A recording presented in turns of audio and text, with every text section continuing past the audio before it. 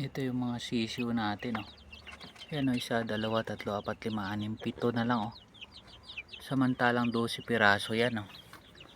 Ayan, alas 3 na ng umaga. So naglagay ako dito ng ano.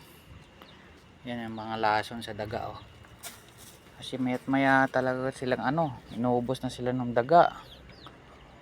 Mayat maya silang kinakain ng daga. So sana bukas ano na yun, maubos na yung mga daga dito. So ayan, oh, alas 3 ng umaga. Nilagay ko yun kanina mga alas 10 ng gabi. Kaya sana maubos nilang kainin yan para maubos din yung daga.